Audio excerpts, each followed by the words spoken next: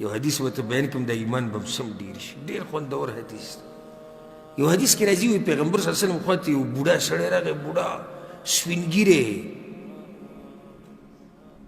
او د روزي په دې سترګو پرتې وي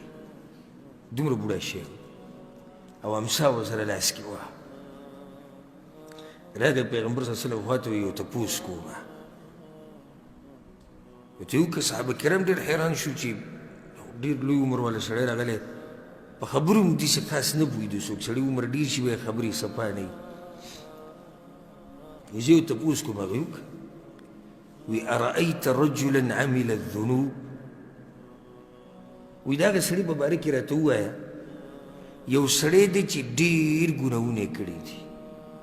ښه څومره دي وی عمل الذنوب كلها یو ګناه هم نه ده پرېښودی یوه هم نه ده پرېښودي بلکې لو قسمت على اهل الارض لاوبقتهم که چېرته دغه ګناهونه دي په دې ځمکه وله باندې تقسیم کړو ټول به تباه شي دا بوډا سوال وکړو ښه نو سوال سره دا خو یو سړی دی ځه وی اله من توبه دی به معاف کړي الله پیغمبر صلی الله علیه وسلم ورته وی هل اسلمته پوه شو چې اسلام دې راوړی که نه هغه یو په ټکه اسلام قبول کړو ګواهي ورکړه د لا اله الا الله بیا د محمد رسول الله صلی الله علیه وسلم پیغمبر صلی الله علیه وسلم ورته وی اوس واوره جواب واوره تفعل الخيرات د نیکي کارونه به دننه باید ډېر کې وتترك السیئات او ګناهونه ټول پرېږده فیجعلهن الله لك كلهن خیرات دا څومره ګناهونه چې ته ووایي چې دا ټوله دنیا به تباه کړي دا ټولې به د نیکیانې شي دا کریم ذات دی دا د اکرم او ناشنه دا ده وی هغه سړی بیا راغی ودرېد دا ډېر خوشحاله شو بیا راغی وی یا رسول الله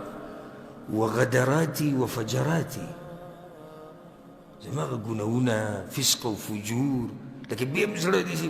ګناهونه ډېر زیات دي چې دی بیا راغی یا رسول الله وغدراتي وفجراتي ډېر ګناهونه دي غدر او خیانت او دوکې دړاکې فسق او فجور هر څه ما کړي او د دې عمره پورې کړي دي چې روزي به کوم ځای دي روزي په سترګو پرتې پیغمبر صلی الله علیه وسلم وی وغدراتک وفجراتک او وی دغه غدرات او د فجرات بدل ټول په نیکیانو بدل کړي وی هغه سړي هغه بوډا د پناه کېدو پورې به بیا دغه ټکې وي الله اکبر الله اکبر تعجب وکړي چې دا څه ناشنا کریم ذات دی او څومره مهربانه ذات دی او څومره لوی ذات دی چې د دومره ګناهونو سره ورته یو سړی ور مخامخ شي او دغه معامله بیا دغه ده